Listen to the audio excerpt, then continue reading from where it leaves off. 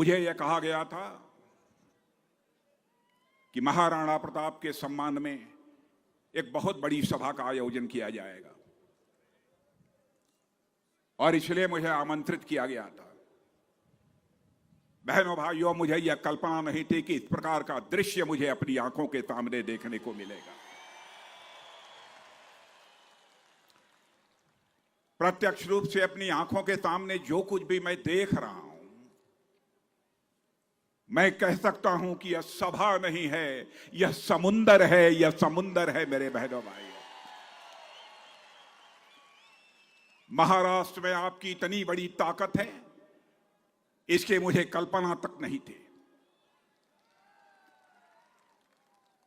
छत्रपति संभाजी इस नगर में आने के बाद मैंने यह फैसला किया कि सबसे पहले मैं जाऊंगा और संभाजी की प्रतिमा पर मैं माल्यार्पण कर हृदय से अपने सम्मान की मैं अभिव्यक्ति करूंगा।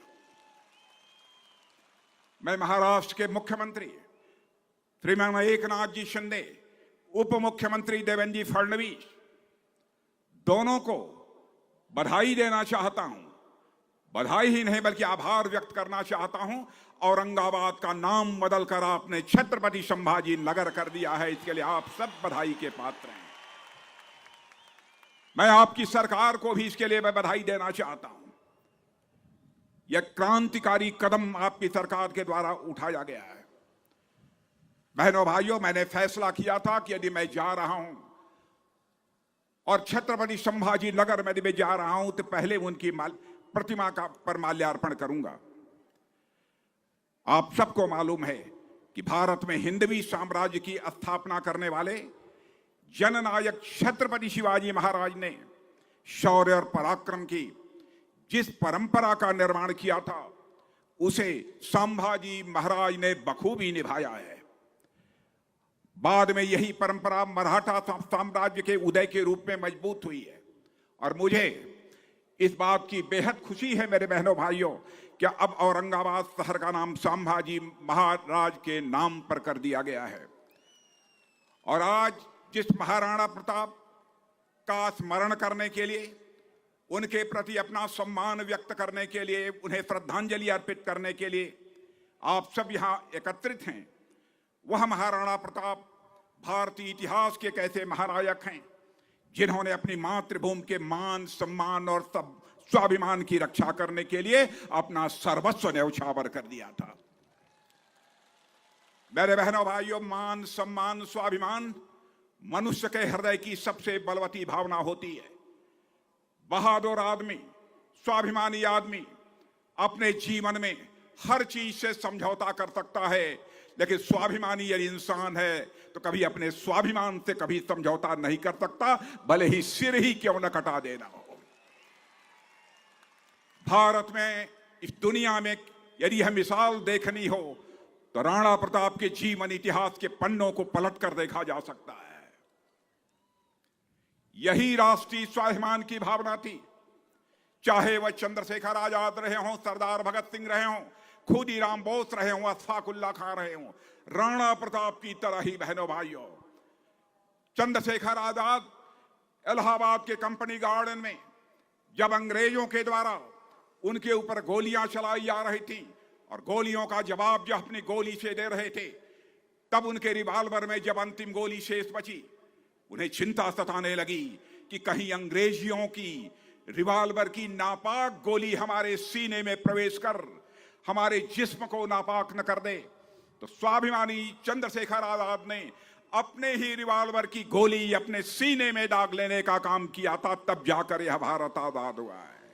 यह प्रेरणा महाराणा प्रताप जैसे मनीषियों के द्वारा प्राप्त हुई थी। बहनों भाइयों, मैं यहां पर एक और शख्स का उल्लेख करना चाहता हूं, अशफाक उल्लाह खां।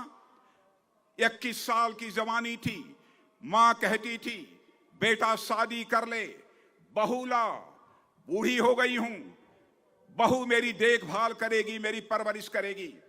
लेकिन अशफाक उल्लाह राष्ट्रीय स्वाभिमान का धनी, भारत माता के पैरों में पड़ी दास्ता गुलामी की बेड़ियों की काटने की तड़पन थे।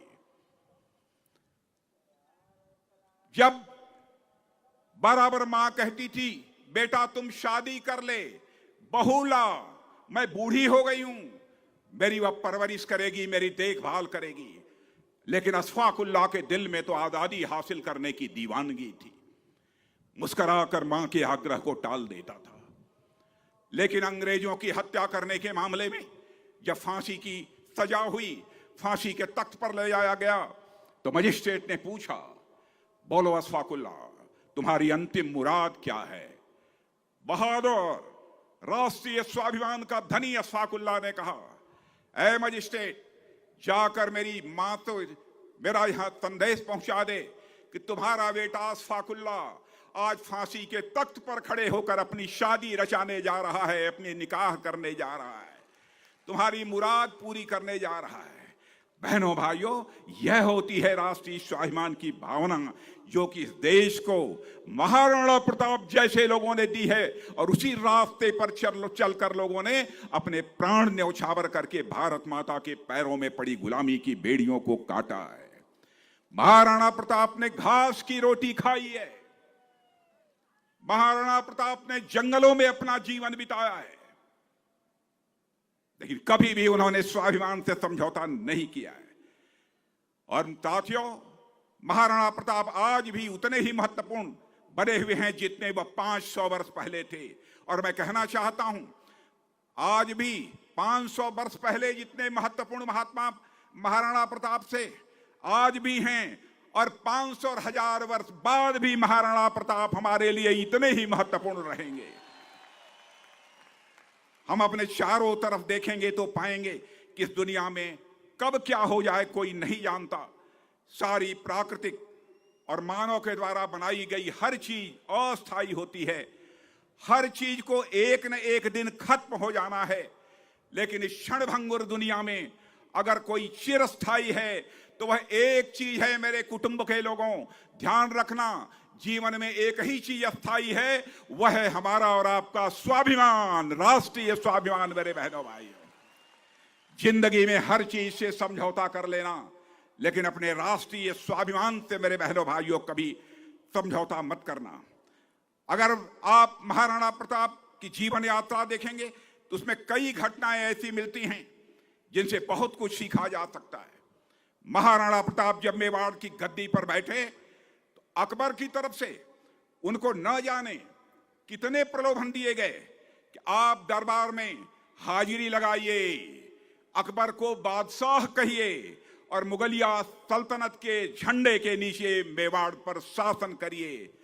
बहनों भाइयों, आप जानते हैं कि कैसे महाराणा प्रताप ने उस समय बिल्कुल इस ऑफर को, इस मांग को उन्होंने ठुकरा दिया, और उन रजवाड़ों ने अकबर को अपना बादशाह मान लिया था और अकबर का हुक्म मानते हुए वो लोग प्रशासन भी चलाते थे। कई ऐसे रजवाड़े हमारे देश में थे, लेकिन प्रताप यानी महाराणा प्रताप सिंह किस मिट्टी से बने हुए थे, उन्होंने मेवाड़ की गद्दी पर बैठते ही एकलिंग भगवान की सौगंध खाई थी कि वो मुगलों की अधीनता कभी स्वीकार नहीं करेंगे, और उन्होंने इस धरा के स्वाभिमान और इस राष्ट्र के आत्मसम्मान के लिए सारे लुभावने प्रस्तावों को जूते की नोक पर रख दिया था महाराणा प्रताप ने। मेरे बहनों भाई,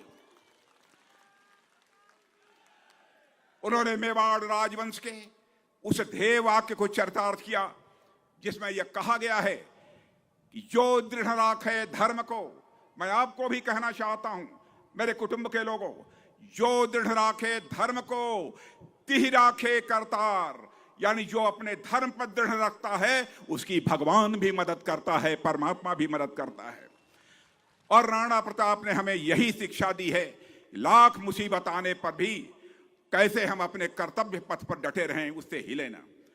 हमें अक्सर यह बात सुनने को मिलती है, कुछ लोगों द्वारा ऐसे स्वर उठाए जाते हैं कि महाराणा प्रताप ने जो बलिदान दिया उसका आखिर लाभ क्या हुआ? वह जीवन भर जूझते रहे, क्या मिला उनको? यह सवाल पूछने वाले लोगों तक को मैं कहना चाहता हूं कि प्रताप के उस बलिदान के बावजूद भी मुगलिया सल्तनत कायम रही। लोग यह कहते हैं कि प्रताप को इससे मिला क्या? और प्रताप के इस बलिदान ने मेरे बहनों भाइयों उनके जीवन को भी बड़ा संघर्षपूर्ण बना दिया था। ऐसा प्रश्न करने वाले लोग वे होते हैं जो हर चीज को लाभ और हानि के तराजू पर तौलते हैं, इस चीज से परे उनका दिमाग ही नहीं जाता है। वो हर चीज को लाभ और हानि के आधार पर देखते हैं। साथियों, प्रताप के पास विकल्प था। प्रताप को जो संधि प्रस्ताव भेजे जा रहे थे वह इस बात के प्रमाण हैं कि यदि महाराणा प्रताप चाहते तो विलासी और वैभवशाली वह जीवन जी सकते थे, लेकिन प्रताप जानते थे कि यदि वह झुक गए तो हिंदुस्तान से भारत की धर्म पताका हमेशा के लिए झुक जाएगी।